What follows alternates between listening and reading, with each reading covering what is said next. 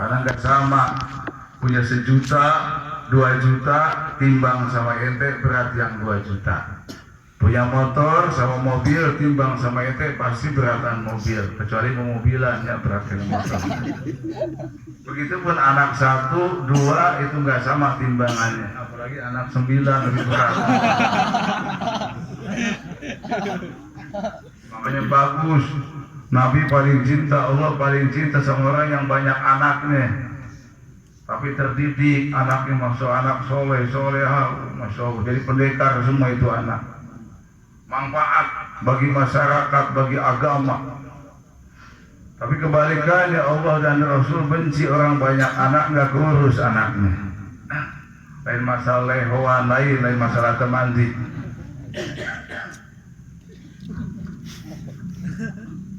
Artinya tadinya bukan nggak boleh tadi ngumpulin anak, ngumpulin harta, bagus, tapi pakai di jalan Allah. Kalau enggak, itu nggak ada artinya semua.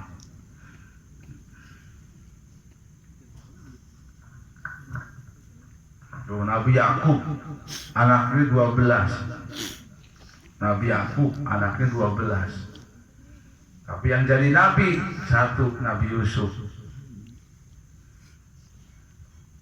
Yang 10 bergajulan semua. Justru yang 10 itu yang nyiksa Nabi Yusuf. Makanya ada surat Yusuf, Nabi Yusuf itu dikasih impian sama Allah. Nabi ini mimpinya ini wahyu dari Allah, pasti terjadi. Maka Nabi Yusuf, wahai ayahku, aku bermimpi melihat 11 bintang, bulan dan matahari bersujud kepada aku. Wahyu lumayan dipakai jeng pelet. Baca langsung. Ya Allah, ini roh itu ada waktu sulit pakai pelet. Abi saya nggak baca surat Yusuf kebarata 41 kali tiap hari. Tapi kok ini apa sih, perempuan makin jauh bukan makin dekat. Kita mah Nabi Yusuf depan ente mah lain.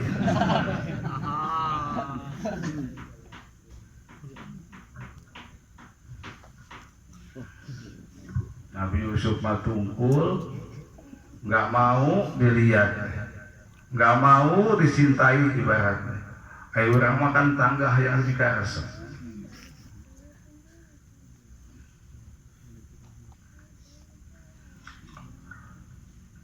Bagaimana caranya supaya orang tua, supaya anaknya menjadi anak yang soleh dan soleha?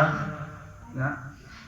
Nah, yang pertama yang harus dilakukan oleh orang tuanya agar anak ini menjadi anak yang soleh dan soleha. Ini penting benar, anak ini aset paling berharga. Anak ini jangan dikira anak ini hal yang sepele.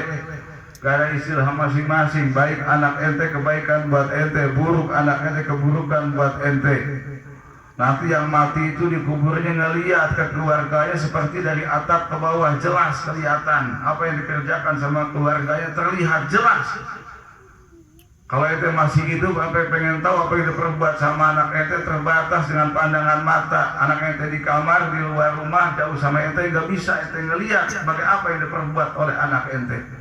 Tapi nanti begitu ente mati, ente dikubur, itu kelihatan 24 jam, nggak lepas dari pandangan ente apa yang dikerjakan sama anak kita.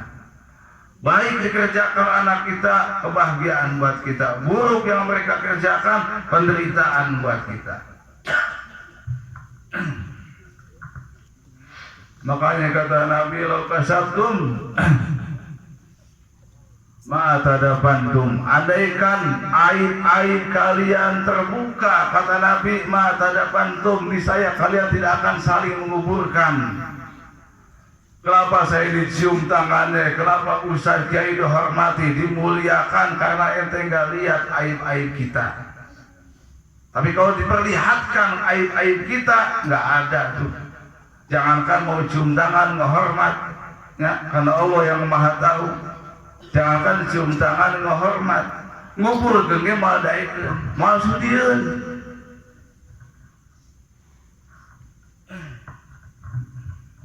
Makanya jangan sengaja berbuat dosa, jangan tadi bangga dengan dosa, jangan dibukakan berbuat dosa, karena sesungguhnya Allah ingin menutup aib-aib umat Islam, aib-aib manusia. Kecuali mereka bangga dengan dosanya, mereka terus-menerus melakukan perbuatan dosa itu, dan mereka sengaja memperlihatkan dosa-dosanya, Allah akan bukakan dosa-dosanya, perlihatkan aib-aibnya. Di situ orang, nggak ada orang yang mulia, yang terhormat. Kalau udah kelihatan aibnya, udah terlihat aibnya, hancur.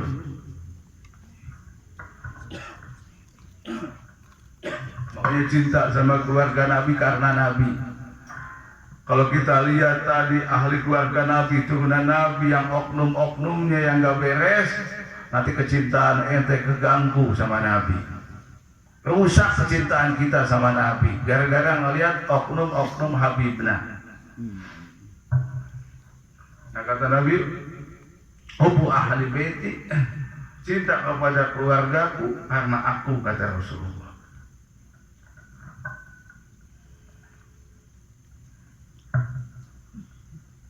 Bahkan Sayyidina Abu Bakar As-Siddiq radhiyallahu anhu, apa yang beliau katakan, satu waktu pernah Sayyidina Abu Bakar itu ngelamar anaknya Sayyidina Ali, Ummu Kulsum, pada masih kecil.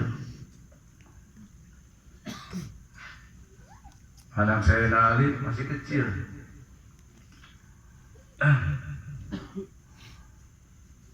Sayyidina Umar jadi khalifah, terpaut usianya puluhan tahun, 30-40 tahun beda usianya. Begitu datang ke Sayyidina Ali mau ngelamar putri Sayyidina Ali, kata Sayyidina Ali, wahai khalifah, anakku masih kecil. Kata Sayyidina Umar, wahai ahlu bait, demi Allah aku ingin melamar putrimu bukan semata-mata karena putrimu masih muda atau karena cantik, tapi semata-mata aku ingin menjalin hubungan dengan Rasulullah. Karena aku dengar langsung dari Nabi, kullu nasabin wa sababin dan qatil yaumil qiyamah ila sababi wa nasabi. Kata Nabi, semua nasab, semua hubungan terputus pada hari kiamat kecuali mereka yang ada hubungan dengan aku, dan nasab aku tidak terputus sampai hari kiamat. Aku ingin menjalin hubungan dengan putrimu semata-mata aku ingin menjalin hubungan dengan Nabi, nanti di hari kiamat tidak putus. Mereka kata Sayyidina Abu Bakar, urkubu Muhammad dan bi ahli baiti, jaga kehormatan Rasulullah, hubungan kita dengan Nabi melalui keluarganya. Jaga hubungan kita dengan Nabi dengan menjaga hubungan kita dengan keluarganya. Kalau kita nggak bisa jaga hubungan dengan keluarga, anak keturunannya, jangan kaget hubungan dengan Nabi pun akan terputus. Banyak orang baca salawat kepada Nabi, ya, tapi dia benci kepada keluarga Nabi, demi Allah salawatnya nggak bakal nyampe. Allahumma sholli ala Sayyidina Muhammad, tanpa wa ali Muhammad tidak akan sampai, apalagi benci sama ali Muhammad, keluarga Muhammad. Maiman sholat alayya walam yusolli ala ali walam tuqbal sholatuhu. Siapa yang bersolawat kepadaku tapi dia tidak bersolawat kepada keluargaku, maka sholawatnya tidak akan diterima. Kalau nggak baca wala ali aja ditolak itu sholawatnya, bagaimana benci kepada ali Muhammad? Makanya urku Muhammad dan bi ahli baiti. Itu Sayyidina Abu Bakar udah dijamin surga, diampuni dosanya. Al-Basirun bil jannah, ya Allah kabarkan dengan surga langsung. Masih tadi jaga hubungan dengan Rasulullah melalui ahli bait keluarganya. Awas, jangan terfitnah di akhir zaman. Jangan sampai kamu jelek, bengkok, hati, hasut sama keluarga Nabi, karena akan merusak hubunganmu dengan Nabi.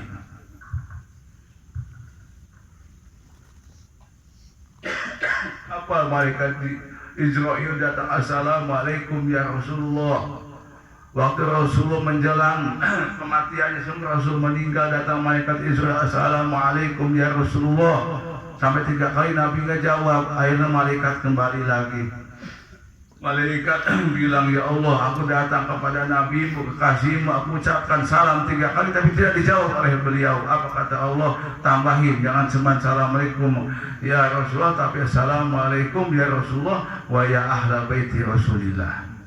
Balik lagi malaikat Israel, assalamualaikum ya Rasulullah wa ya ahla baiti Rasulillah. Langsung Rasul jawab, waalaikumsalam Israel, ta'al udkhul. Kemarilah masuk wahai Israel. Nah ini kalau malaikat aja ditutup salam sama Nabi, Nabi nggak jawab. Ini malaikat perintah Allah. La ya'sunallaha ma amarhum wa yaf'aluna ma yu'marun.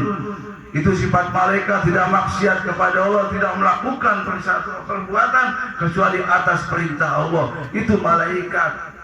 Tapi manakala mengucapin selamat, mendoain Nabi dengan selamat, assalamualaikum tanpa kepada keluarganya, Nabi nggak jawab tuh salamnya. Bagaimana salam kita jadi umat Nabi, umat Rasulullah? Baca salawat kepada Nabi, aku cinta sama Nabi, tapi benci sama keluarga Nabi, sama keturunan Nabi, apa yang terjadi? Bagi bahasa mending kena salah mencintai daripada benar, mending kena salah mencintai daripada benar membenci, nggak ada. Kalau kita bilang mending salah mencintai daripada benar membenci, berarti apa yang kita cintai itu was-was. Berarti kita ragu dengan apa yang kita cintai. Ilmu itu buat ngancurin sugan, nggak ada. Sugan itu dihancurin dengan ilmu. Buat apa adanya Quran, hadis, ijma, qiyas ulama, itu buat ngancurin tadi yang namanya sugan. Mending kalian salah mencintai daripada benar membenci. Orang mencintai jadi sebutai ibaratnya kiai, padahal bukan kiai. Orang teman salah eta daripada orang asalnya benar tapi benci. Apa yang kita benci benar, ini bukan kiai, ini kita benci benar. Oh enggak, itu salah. Yang benar apa ya? Menikahnya benar mencintai daripada salah membenci. Apa yang sudah kita cintai, yang kita yakini, itulah kebenaran. Bukannya mendingnya salah, mendingnya benar daripada salah. Makanya ada ijma ulama, konsensus kesepakatan ulama. Apa yang ulama bilang, ini A, udah kita ikuti A.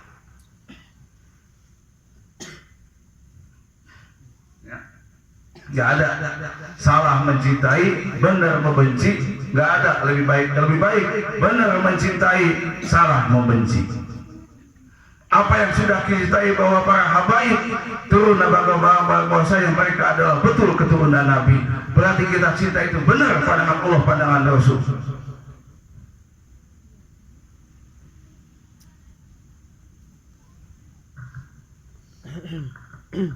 Makanya masih ragu.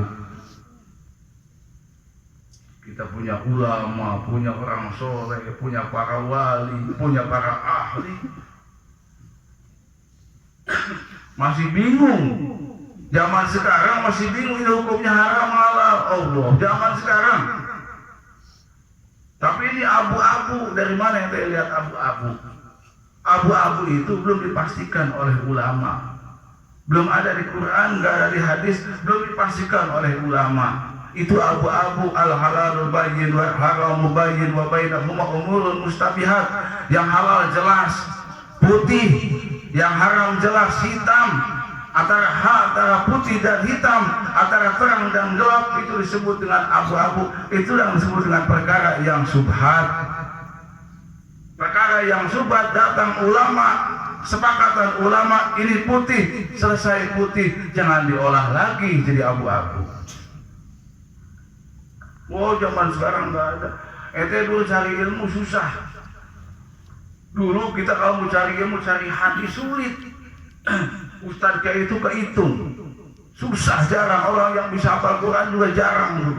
Apa hadis sulit. Apa kita mau cari tanya masalah hukum fikih sulit. Tapi sekarang banyak ilmu belaka di Google, kita bisa lihat. Banyak sekarang. Banyak zaman ilmu gampang didapatkan, tapi keberkahan tidak ada. Punya ilmu tapi ragu dengan ilmunya. Punya pengetahuan tapi ragu dengan pengetahuannya. Tahu ini A, ini B, tapi dia ragu dengan pengetahuannya. Ini keberkahan Allah cabut.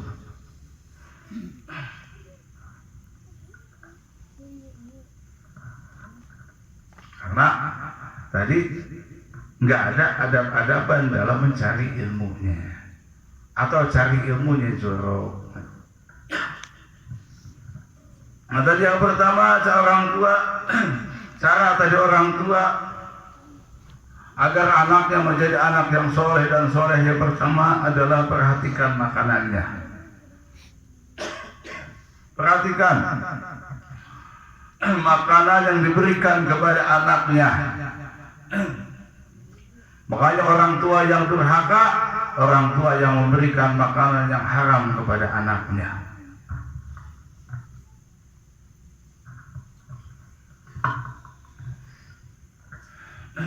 Mimpi, kita mimpi kalau anak kita menjadi anak soleh, soleha, tapi dikasih makan ladang nipu, tapi dikasih makan ladang korupsi, dikasih makan ladang bohong, dikasih makan ladang judi, dikasih makan ladang pinjol. Makanya jangan kaget, nasabah pinjol semakin banyak yang main riba, penipu semakin banyak di akhir zaman, para pembohong semakin banyak di akhir zaman, para penjudi semakin banyak di akhir zaman. Kenapa sebabnya? Karena mereka diberi makan oleh orang tuanya atau makan dari makanan yang haram. Pinjol yang senang pinjol makin banyak karena dikasih makan ladang pinjol, ladang riba. Yang judi makin banyak kalau dikasih makan sama orang tuanya ladang judi. Anda lihat tuh di daerah Subang, tuh daerah Ustadz Kaubu, daerah Ciasem. Mungkin daerah Kawamu nggak terlalu ekstrim. Daerah Ciasem, ya daerah San Subang terbiarkan daerah lainnya. Itu waktu mau mancing Ustadz Kaubu mau mancing. Anda bilang kalau mancing beli, kita berapa kilo, sekilonya berapa kita beli. Berarti kalau dapat 10 kilo dan sekilo 30, kita beli sekilo 30. Tapi apa ya jawaban yang punya kolam? Kita nggak biasa begini.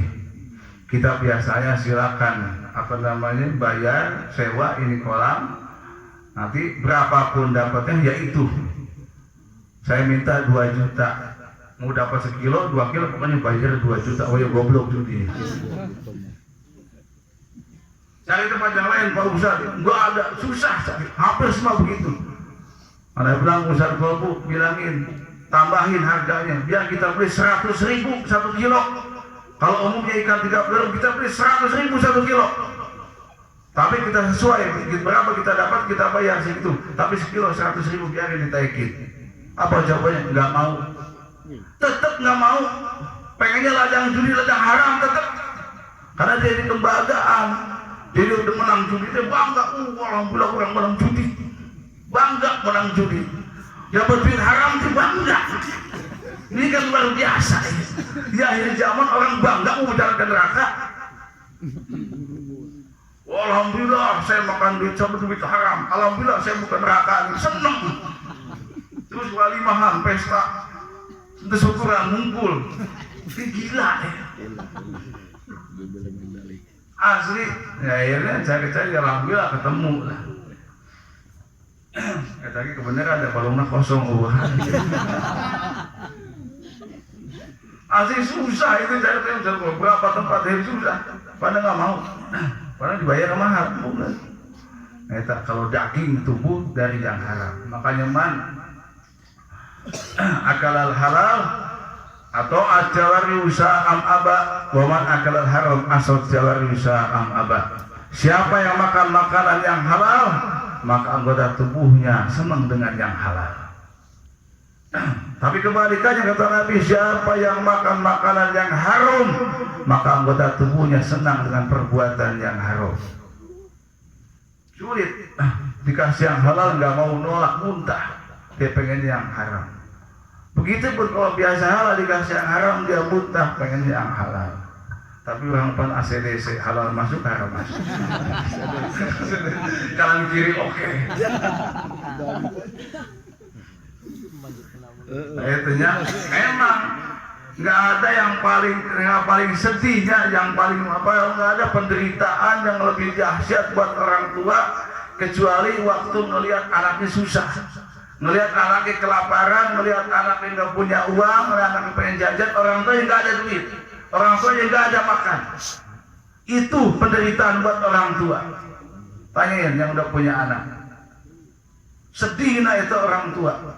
Kalau anaknya pengen jajan, itu bukan duit, atau makin jadi kolot. Eta salah bukan anak. Orang tua anaknya lapar, orang tua juga dari eta. Nah di situ diuji orang tua. Apakah imannya kuat, apakah lemah imannya? Apakah kepitnah gua anak sampai dia cari yang haram? Apakah dia tetap pendiriannya kepada Allah prinsip?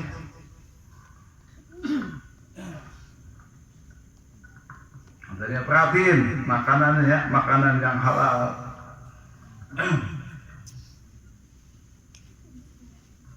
Jangan coba-coba. Ada satu orang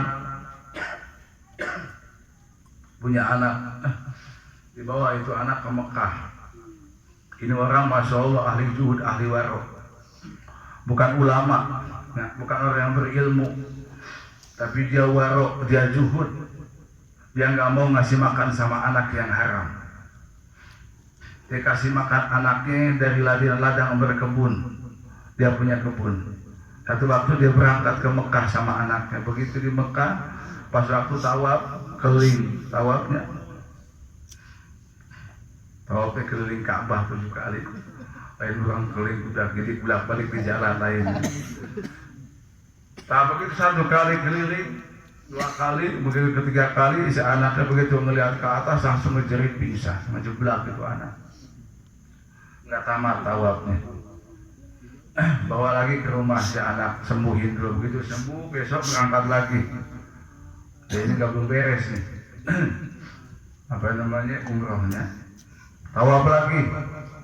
3 kali ngelihat ke atas pingsan, ngejerit pingsan lagi nih anak, sampai 3 kali berturut-turut orang tuanya bingung anak saya penyakit apa. Pada waktu di rumah nggak kenapa-napa, kenapa dibawa ke Mekah? Ini kok pingsan mulu, penyakit apa? Ini saya punya anak. Ada lain ayannya, orang dia pingsan, ayannya itu. Akhirnya dia cari ulama orang yang bisa nyari artinya, mencari orang mahal hikmah. Dia al-hikmah juga. Kayak ada dendam ke al-hikmah itu. Carilah al-hikmah di kota Mekah itu. Ditanya siapa di sini al-hikmah atau orang yang bisa, yang jago, tunjukin datang ke rumahnya al-hikmah itu. Dia ceritain, ini saya punya anak di rumah nggak apa-apa, begitu dibawa. Tadinya dibawa umroh, begitu tawaf, tahu-tahu pingsan sampai belum nggak tamat ini saya tawaf ini. Kenapa Pak ulama? Ulamanya tungkul, ini al-hikmah itu, al-hikmah jagonya.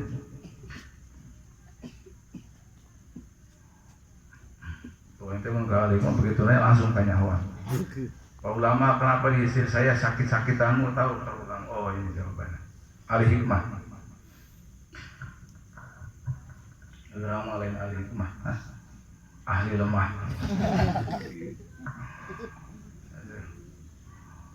Akhirnya kata ulama, ente mau sembuh. Mau ulama. Ya udah, kalau ente mau sembuh,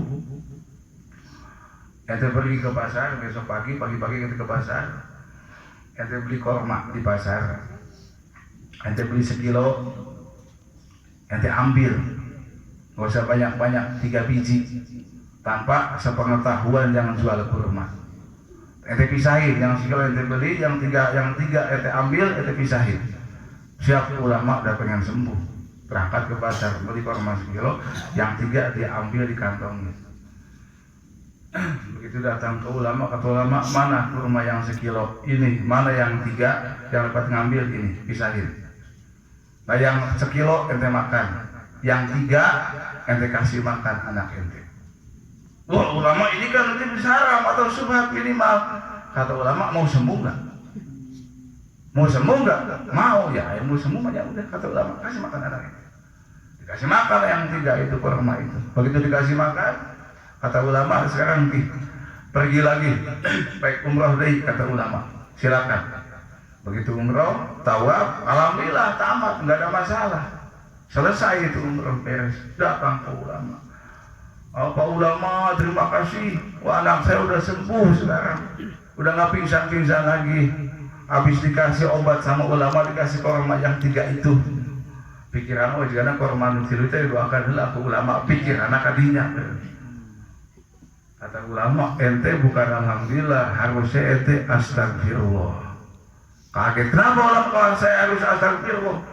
Karena waktu kemarin anak ente pingsan itu melihat malaikat di langit yang mengelilingi Ka'bah. Anak ente dibuka hijab sama Allah karena perutnya bersih dari yang haram. Nah begitu saya kasih makan tadi yang 3 yang subhat bukan haram padahal.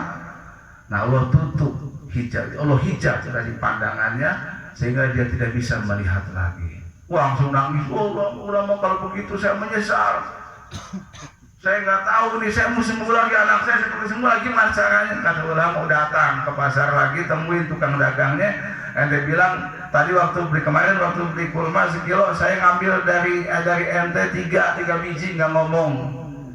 Datang ke pasar bilang begitu, kata tukang dagangnya, biarin jangan 3, jangan 5, 10 juga tidak tahu. Itu berarti itu apa hukumnya itu? Itu hukumnya subhat. Bahkan dekatkan halal karena diridhoin meskipun begitu ya, padahal itu subhat dekatkan haram subhat aja tetap yang namanya ajaran Nabi etika itu tetap kita itu harus bicara ngomong dulu. Jangan asal-asalan. Berapa banyak orang yang sholat tahajud sampai pagi ke masjid rajin berjamaah, begitu mati nggak ada pahalanya. Kemana pahala berjamaah saya? Kemana para sholat subuh, sholat tahajud saya? Nggak taunya pahalanya habis buat orang yang punya sendal. Dia sholat ke masjid pakai sendal orang sholat, tinggal ngomong dulu. Mau wudhu dia pakai sendal orang, kalau ngomong dulu. Sholat tahajud kan sering-sering. Ai wuduna, ai makan tuh wuduna pakai sendal batu kan sama.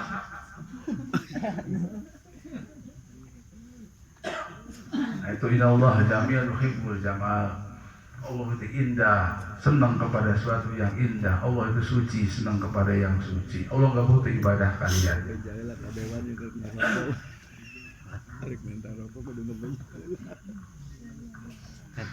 Jadi gampang ya, tergampang ya. Makanya apa yang masuk, nah itu yang akan terjadi.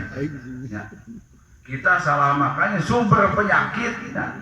Penyakit lahir, penyakit batin itu dari makanan. Coba tanya di rumah sakit sama dokter. Itu yang ngejajar di rumah sakit ada yang sampai diimpusnya segala-gala. Tanya apa penyebabnya? Banyak jawabannya karena makanan. Salah makan. Tahu ambeien makan pedas hayu. Tahu penyakitan makan manis hayu. Nah itu salah makan. Tahu mencret banyak nyeri butuh, padahal ada hayu muncul.